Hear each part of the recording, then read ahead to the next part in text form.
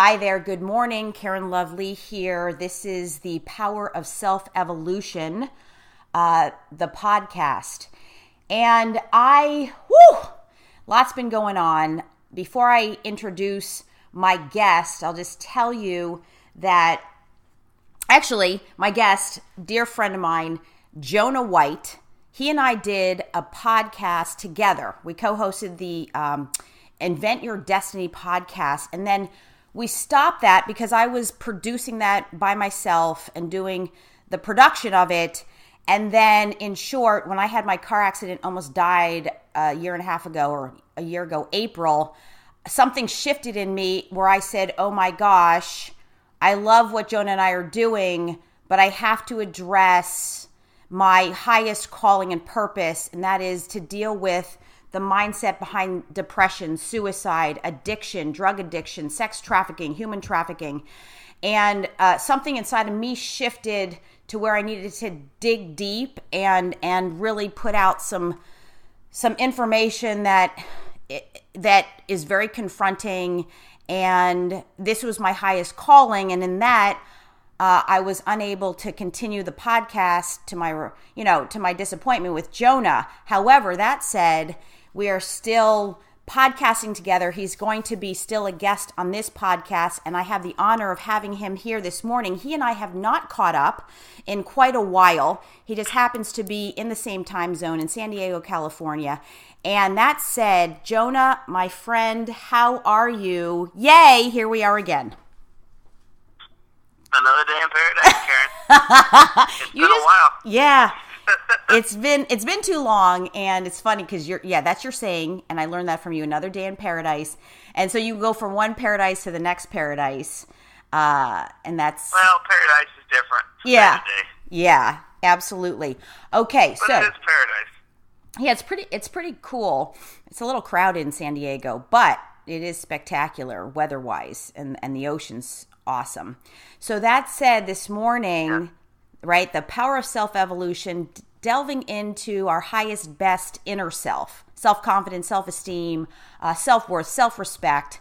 That's my new jam. You totally can relate to that. That's why we were friends in the first place and started podcasting. So that said, tell me what's going on. Something's happening that you mentioned briefly. Tell me the story, and let's talk about it, because I'm not on Facebook. Yeah. It's interesting, Karen. So, people like you and I that, our purpose in life is to help other people. Mm-hmm. When I turned 40, I kind of made an inner rule inside of myself that I was going to focus more on myself. And I was going to be a little more selfish. And I was going to do things more for myself. And I was going to think about myself more than other people, which it should be. You shouldn't dedicate yourself and work yourself for other people and as much as you do yourself. And part of myself, what falls in that category is my family. Right. So my direct family. Myself and my family is to me the same. So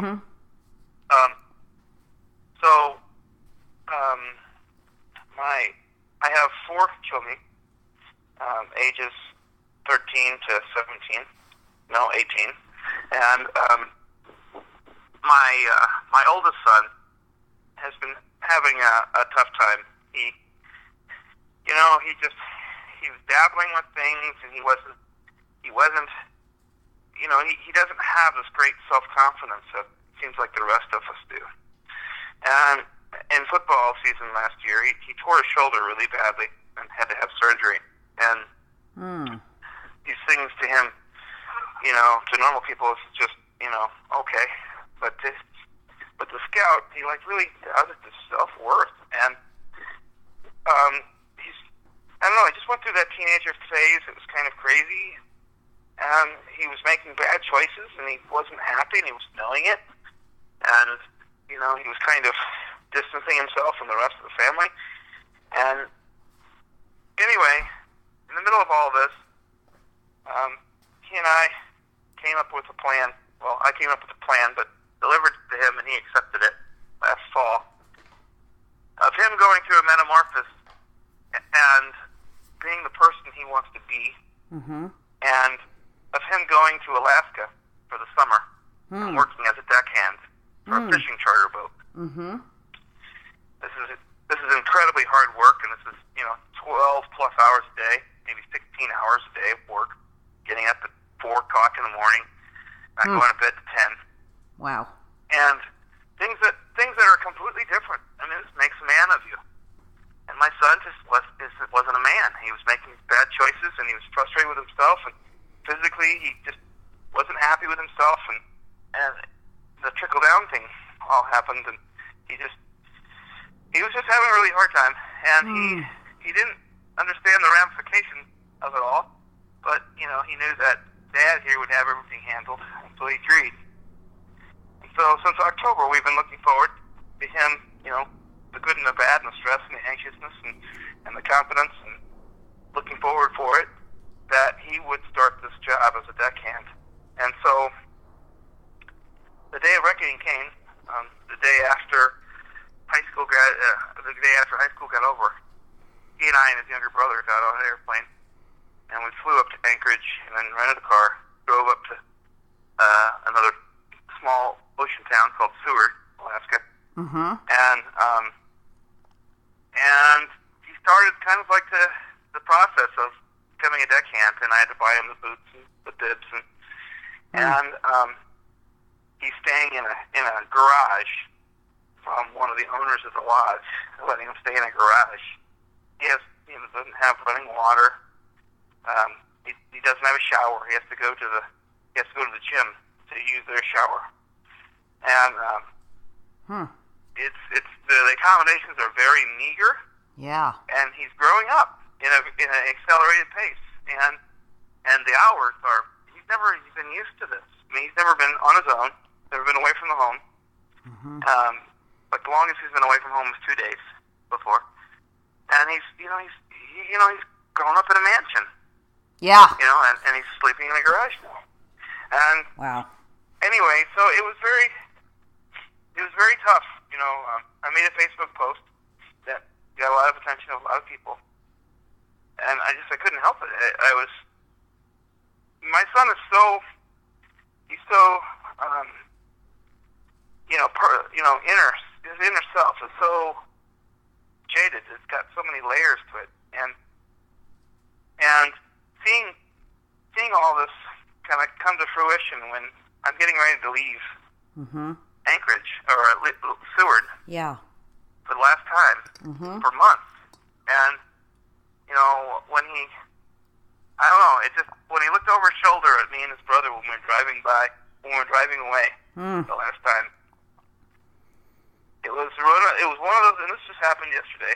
Yeah. It's one of those memories that you have. It just flashed. And I'll have it forever. Yeah. I mean, it was unbelievable. I cried like a baby. I would have been bawling. Like I would have lost well, it. I have my youngest son with me in the car. Yeah. And to him, he's like a puppy dog. To him, this is just another great trip and another fun trip and all this and that. Which is another beautiful layer to this whole thing. So I'm taking, Sage is getting to see San Diego, and he's surfing, and he got to fish, and he got to go out in the ocean, and we climbed mountains, and it's just beautiful. It's getting the most out of life. But it was, as a father, it was a very, very tough situation I had yesterday. Yeah. Even though it was very brief. Of actually parting with my son, who wants to be this tough person, and he wants to prove to himself that he's a man, and that he's that he's tough, that he's not weak and a wimp, and he's not like other people and makes bad choices and isn't looked up to. He doesn't want that. He wants to be this other thing, but he has never had the opportunity, really, or been forced in a situation where he could be this other thing. He's just hanging around with people that, and he's, doing things that he doesn't admire, but he's doing them anyway. And he's, and this is the thing that 99% of teenagers live by. Yeah. And he just, I'm so proud of him. Yeah. Really, I'm so proud of him, Karen, because he wants to be this person. And Alaska, maybe excuse isn't the right word, but this puts him into this situation. And I'm proud of him.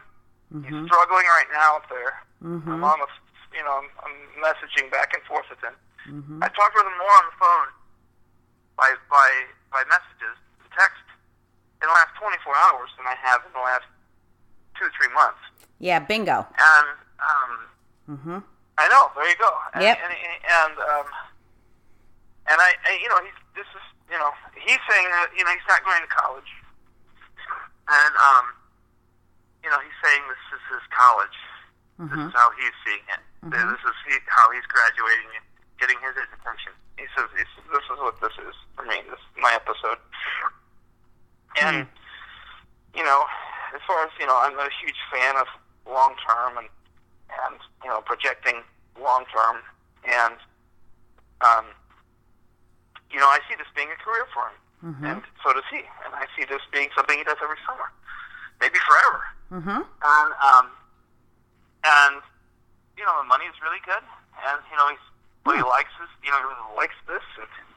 And he's in the most beautiful place that I know of on the planet. Yeah. And, doing things he loves to do. If you can do this and get paid to do this, I mean, how does it get better than this? And, it's just for the summer every year. So it's, relatively a short period of time. And then you do other things. So it's not like most jobs and careers that you might like that, man, this is it for the rest of your life. This is it today. And then what you have, and, with this, it's just a short period of time every year. So anyway, it's really, I know I'm kind of just babbling going on, but it's been kind of a very, very peaks and valleys for me. Yeah, it's emotional, Jonah. And then, Yeah, it's emotional. Yeah. So, when we talked earlier, and I was telling you, man, I've got some pretty crazy things going on in my life that maybe of interest to your listening group, but yeah, now you get to hear a little more of it. Well, let me set the record straight. First of all, this is amazing, right? And I just love how, you as a father have been so instrumental in your children's lives where, a lot of parents, when we grew up, they weren't as instrumental, for me anyway. And I love that you gave him this option. It's emotional because, you raise a child, he's 18 already? When we started the podcast, he was only 15 or something. He's already 18? Like, how did that happen, right? No, he's 17. Oh, 17. Okay. Well, still, he's almost 18. He's got an older sister. Oh, that's right. She's okay. So then I need to know what were just one example of bad choices in high school. Like what specifically can you share anything specific with a bad choice? Yeah. Well, specifically the bad choices were it was okay for him to hang around people that he knew weren't okay. Okay. And people rub off on us. Yeah. Like it or not. Yep. And they rub off on impressionable people way more than they do like a wise person or a person with foresight. Right. But they rub off on all of us. And you surround yourself with people that aren't good. It's not going to take you to better places. It's going to take you to not as good places. It compromises you as a person. It compromises your ability to have an awesome life if you're hanging around people that are not worthy and are crappy people. There's crappy people out there, and that's fine, but let them be to themselves. I don't want to be with them. Yeah. You can only be around so many people in a day, the way I see it. And one of the most important choices you make is, well, who am I going to be around today?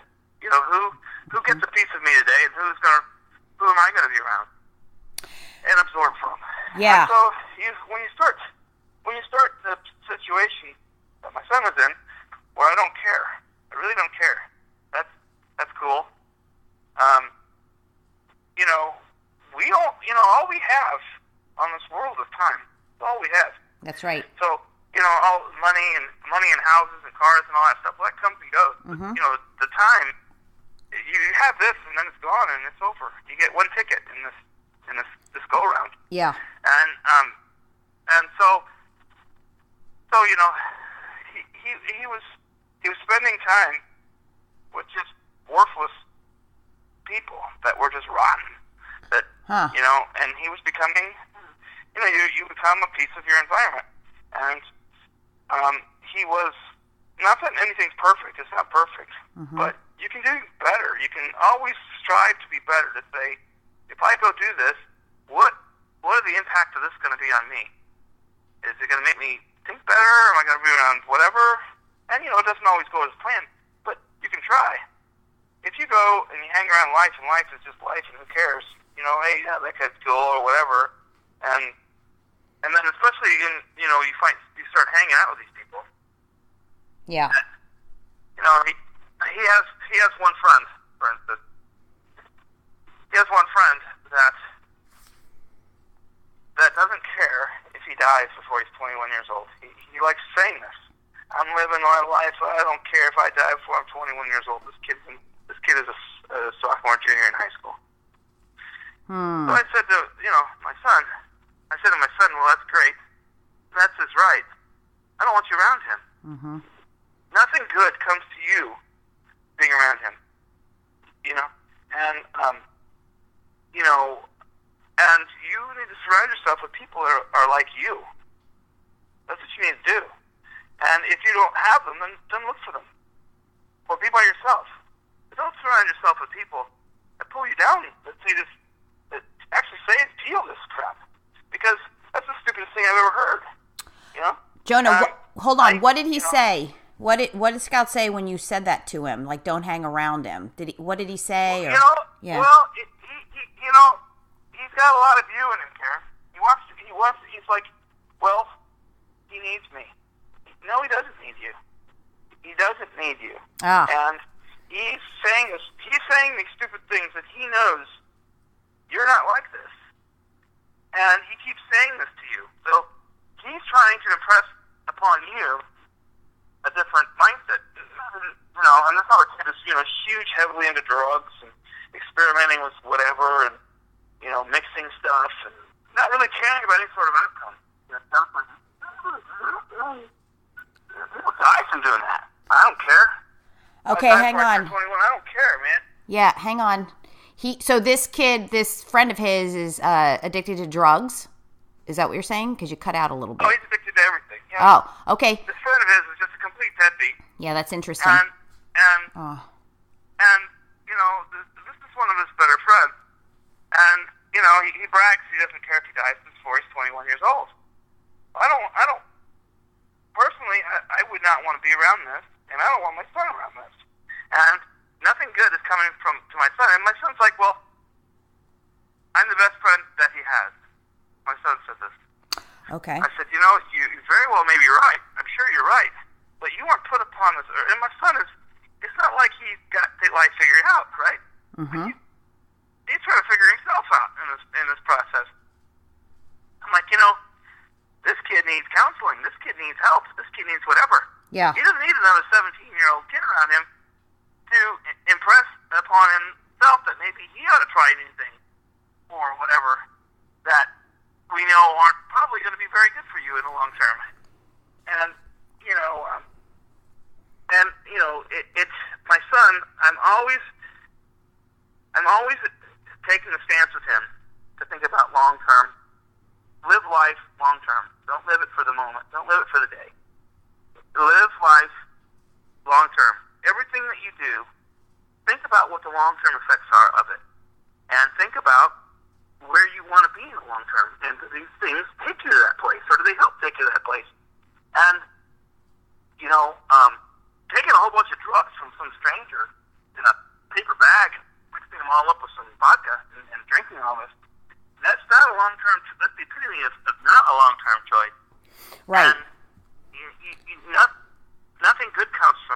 Okay, Jonah, hang on. Because this is my whole thing. Well, this is perfect. I don't talk to you for all this time. This is your whole thing. I know. But I need to shed some light here.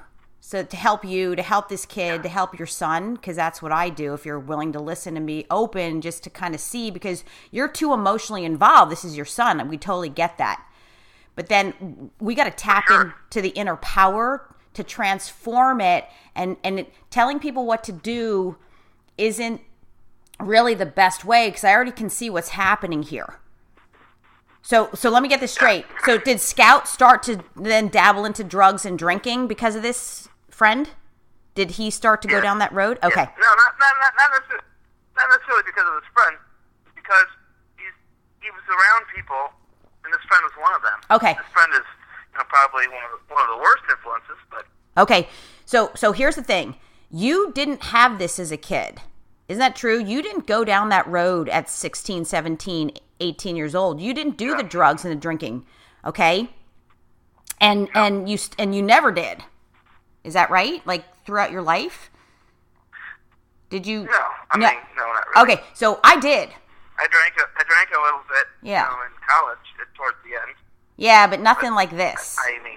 Okay, so let me set the profile up for people who are listening who've never heard you speak or know your story in short.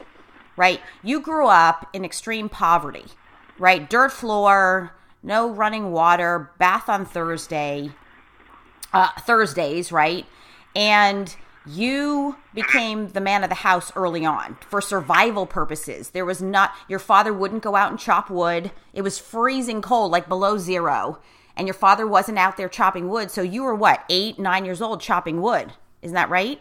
You were out there. Now, in that time, you learned things early on, like, I never want to be poor.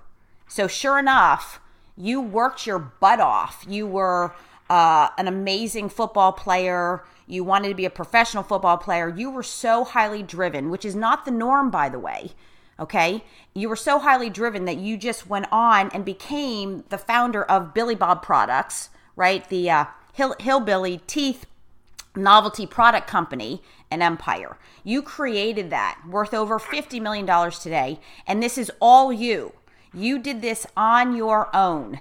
And so we have to see that it's very different for you to really, truly understand the mindset when you are one of the very few people in the world, Jonah, that could ever persevere through the extreme poverty that you came from.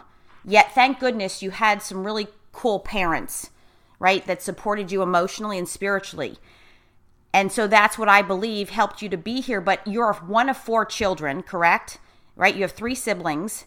Yep. But you're the only one of the 4 who was able to make it solely on their own. Isn't that true? Like you from self-made. Yep. Self-made. You were the only one of 4 children. So you're an anomaly. That's what, and that's why I'm so drawn to you, and so many people are. Your story is so freaking inspirational. But on the other hand, Jonah, it's hard for you to relate to this kid who is suicidal, by the way, and a massive drug addict, and then to understand, since you're emotionally involved, in your son and where he's coming from. So I'd like to explain a little bit about that. Now, I'm not justifying and I'm not disagreeing with you, but we attract where we're at. And the reason I feel that Scout is friends with this kid is because at some level, Scout wants to help him because he has a caring heart like you and I do, Jonah. And he sees... Oh, huge.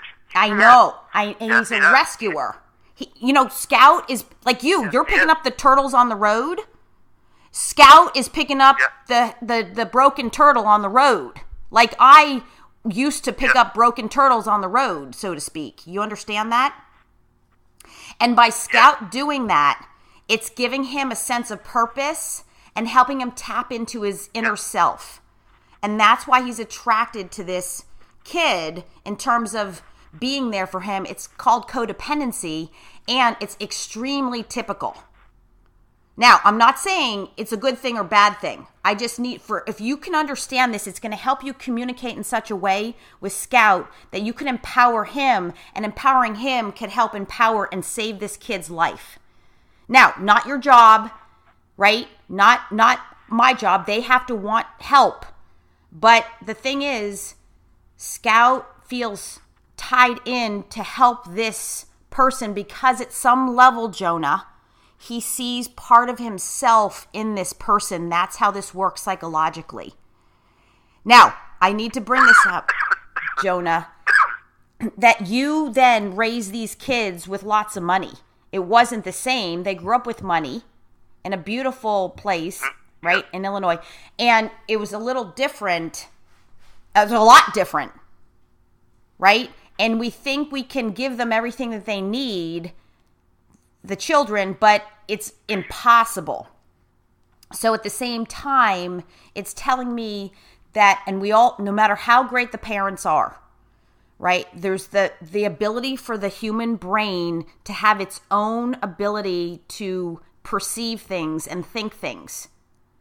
So Scout has self-esteem issues. We all have self-esteem issues. I don't care who we are. Nobody is exempt from this, Jonah, in terms of really understanding why we don't fully respect, honor, and love ourselves. Does that make sense? Yeah. Okay. And so Scout needs to go out there and prove something to himself through this friend, which helps him feel good about himself at some level. Jonah, you following me? Because this is deep. You know how I go. 100%. Yeah. Now. This is really deep, yeah. Yeah, it's really deep. And you're right. You're right in terms of don't hang around this person. But to tell a kid or a 17-year-old don't do something, sorry, Jonah, reverse psychology. It's not going to work. It rarely ever works when we say don't do it. Because, okay?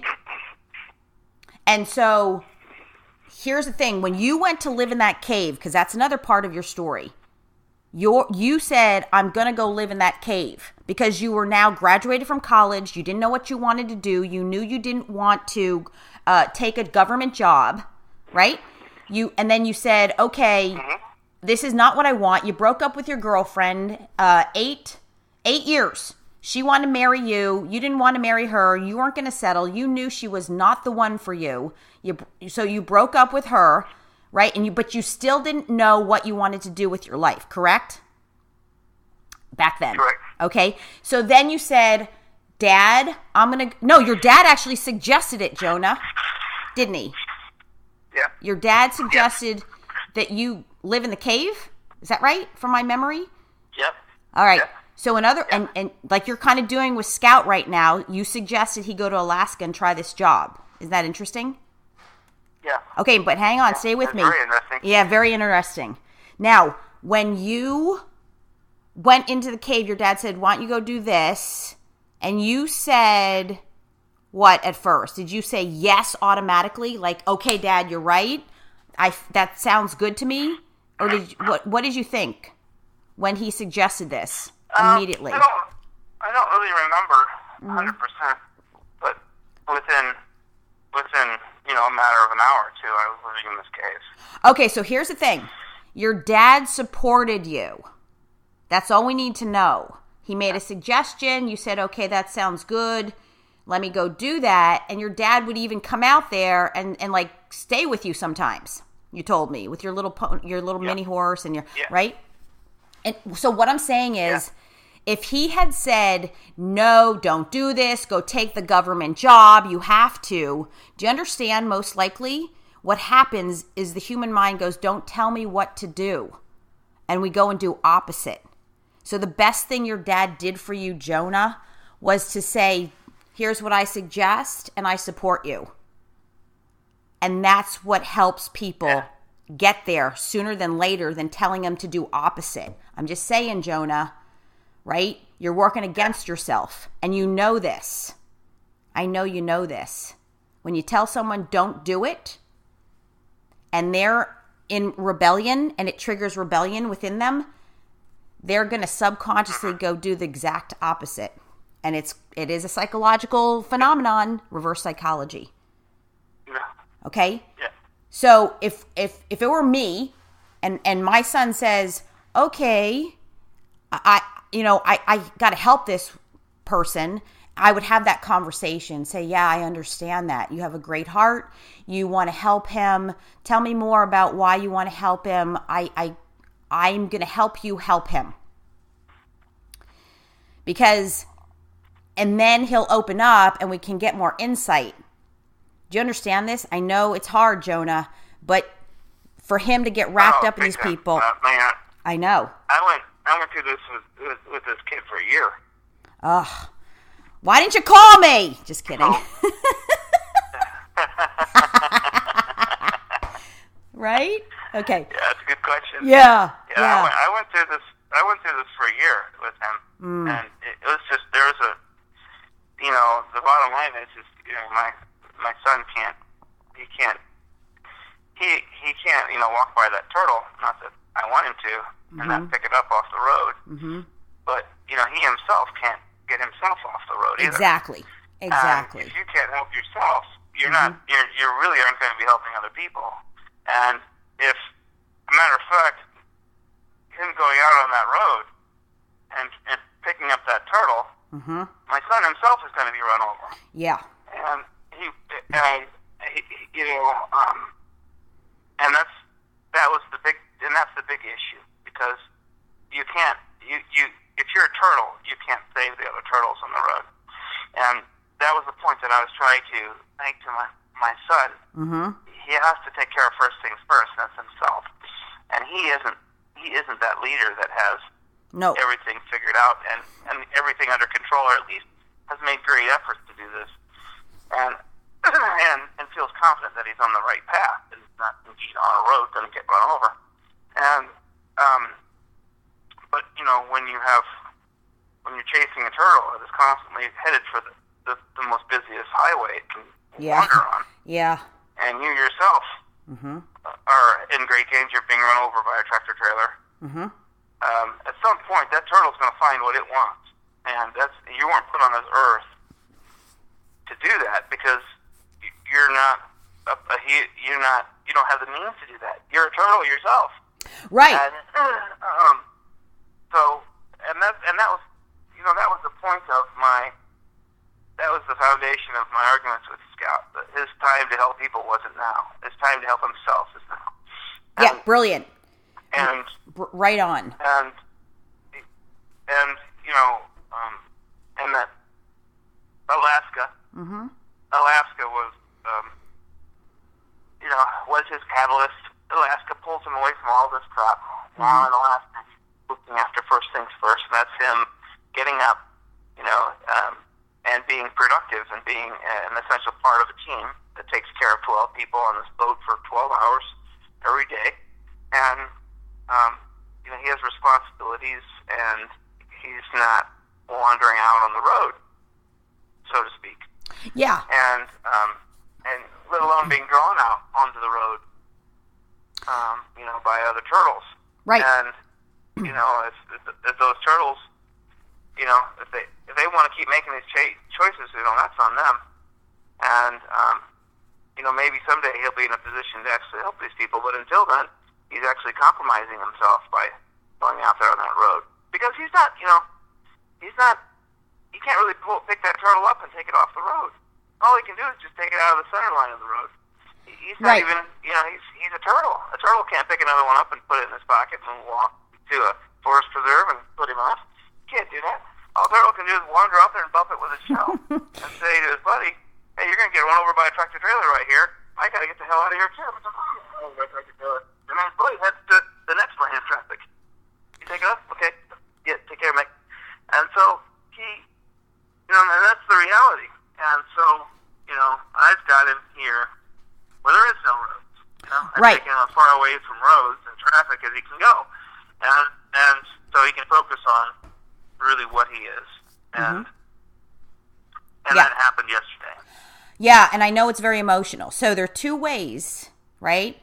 There are two ways to do things, right? The hard way or the easier way. I'm always going to pick the easier way, Jonah. So you're absolutely right. Again, I agree with you. But here's the thing that I know, that the subconscious and unconscious mind are very powerful, which is why I actually specialize in not just the subconscious mind, the unconscious mind, just to have you see a different side, is yes, removing him and having him in Alaska is fantastic. Like, I absolutely agree with you. But it doesn't mean there's no guarantee that it's going to stop Scout eventually from trying to pick up polar bears, so to speak, in Alaska, or penguins. Do you understand? Like broken penguins on the road. Yeah. It won't fully go away unless You go back to what you know. Yep. Now, the turtle thing. So, yeah, you're absolutely right. He is a turtle trying to rescue turtles. But if you could understand the underlying subconscious phenomenon, which makes the difference, you then become the turtle wrangler for Scout, teaching him a new way, right? Then Scout can learn the new way and eventually give him the leg up to help other turtles. That's how it has to be done as a parent, right? Does that make sense? Like, Scout... No, it does. What'd you say? Sorry. Oh, for sure. Yeah. Do you understand that moving them out of the environment is good, but what's even greater and better is doing that along with understanding why he attracted this broken turtle in the first place. Whoa. Well, yeah. Well, this broken turtle is just one turtle. Yeah, but there's a ton of broken turtles. There's more broken turtles, Jonah, than healthy turtles. That's for sure. Yeah. 100%. Mm-hmm. But I'm just saying. Yeah. I'm trying to metamorphose Scout into a situation where he's no longer a turtle. Right, and I'm also saying there's another layer. Yeah, and that's I mean, a complete different ballgame, and that's, and he wants that. He doesn't have the confidence. He sees these kids making these mistakes, and then he questions himself, and he gets in the situation where he's like, well, I'm just like these kids, so I might as well do the same thing these kids are doing, because I'm just like them. And maybe physically, anatomically, you're right, but mentally, and that's the biggest. You have full control of this on top of it all, but mentally is the biggest deciding factor. Just your decisions, and decisions are the most important things in our lives, and that's what that's what a turtle doesn't understand. Doesn't understand that, and so like in the case of this one, and it doesn't care. Turtles like Wait, Jonah, you're cutting out. Sorry, you're cutting out. Jonah. Yeah, I'm sorry. There you go. My phone doesn't have the best reception here in San Diego, but now you're good. He's like, I don't care if I get run over before I turn 21 years old. I just don't care, and he really seriously doesn't. So he heads for the highway every chance he can, and I just last October I tried to figure out where I could take him, right, where he could grow as a person, get self-esteem, get self-confidence, and metamorph. Begin to metamorphose from a turtle to something else. And what that is what that is, and it doesn't have to be the strongest thing in the world, but know that he wants to change and he wants to be a leader and he wants to be looked up upon, and and take himself to places, to a future that he has control of and that he's proud of. So yeah. So anyway, that was the big thing that basically I've 6 or 9 months come to fruition yesterday. Yeah. Sorry, my phone's buzzing because I forgot to shut it down. I thought it was off. I apologize for that. If you hear that bzzz. So yeah. What I do like here is that you're proactive. You're taking matters into your own hands. You're seeing there's an issue. This is what parents, it's a tough love approach, which I'm all for, and being proactive. Like, Jonah, that's the one greatest thing about you, is that your ability to say, okay, you know what? Situation not working. I'm calling another play, as they say in football, right? I'm calling the play, like the quarterback, right? And that's what you're doing, which is awesome. But you know me, Jonah, I'm also going to speak up, is understanding the mindset. So when kids, like this kid committing suicide, I mean, he's committing slow suicide. The drugs, the alcohol, I mean, this is why my sister's dead. But what this kid is doing, just so you understand, we have to have a level of compassion if you are to really help Scout not repeat this pattern. Because what ends up happening is he gets involved with a girlfriend who's a broken turtle. He gets involved with other friends in Alaska who are slightly broken.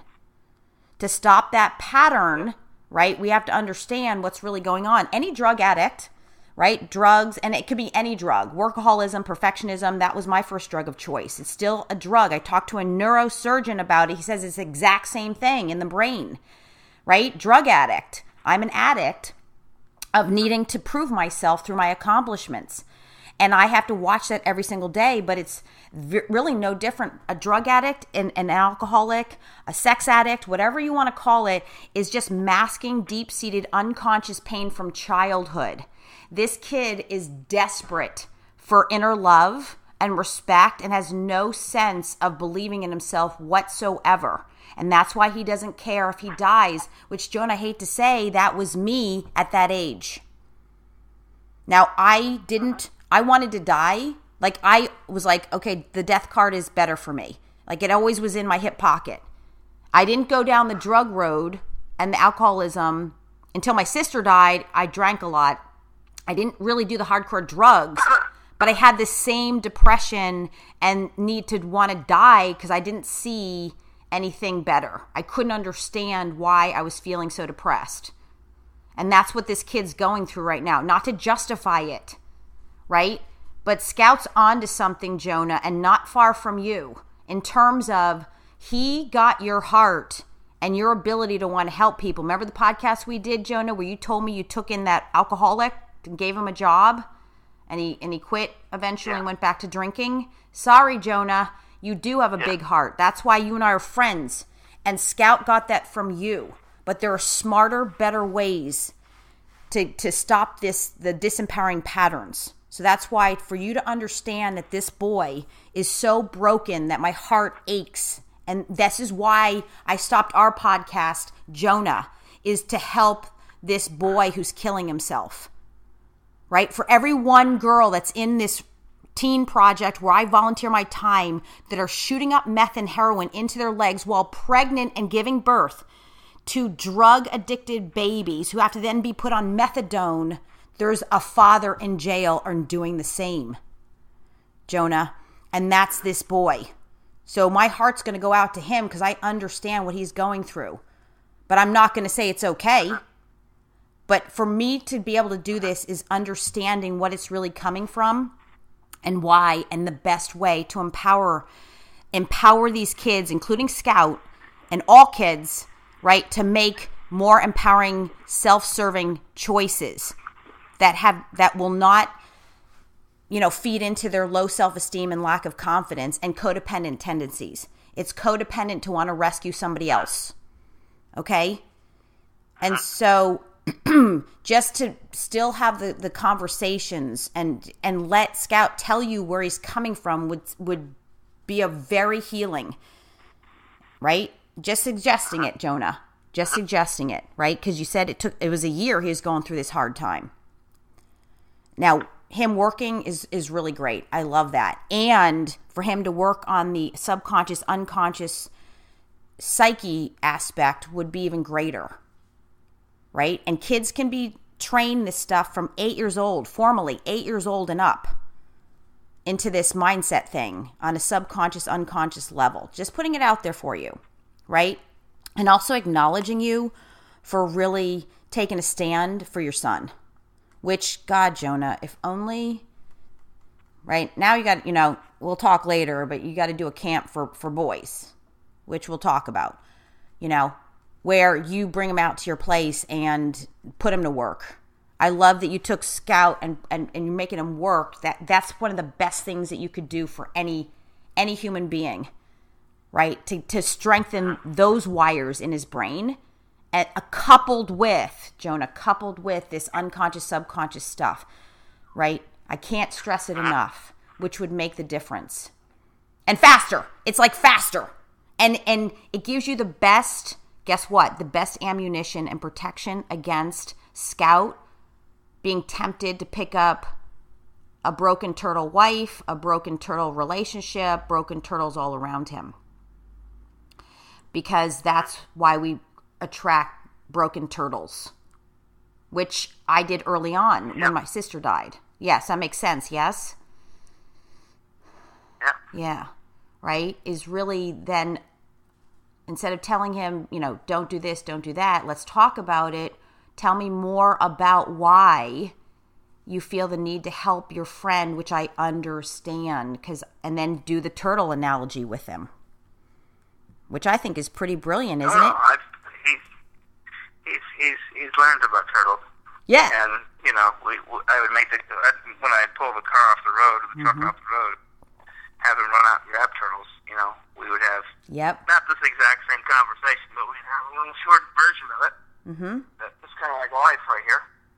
Yeah. But the difference is that we're not in the turtle. We're in a huge four-wheel drive truck. Yep. And we can save as many turtles as we want because we've worked hard and have self-esteem, and we chose not to be a turtle. We're in this truck. Yeah. And I've had this conversation with him a time or two. Oh yeah, that's so great. And and then what do you want to be a turtle in life, or what is it that you want? And some of us do. Some of us want to be a turtle. They don't want to take care of their own problems. Yep. They want other people to fix their problems. And like in the case of son Randy, not only are they turtles, but they're turtles that are seeking the most busiest highways, and actively and telling you they are. Yeah. And I'm just, Scout isn't driving a truck right now, so I'm trying to tell him you're not in a situation to save turtles anymore, Scout. It's wandering you out on the road, and you need to think about you. Yeah. And you're not able to do that right now, and that's great. And the tough thing is he really, really needed a lot more help than I could actually do for him. Mm-hmm. About last fall when things were hitting the high point. Mm-hmm. And this Alaska thing was incredible, but it couldn't happen until right now, until he got done with school. Yeah. And so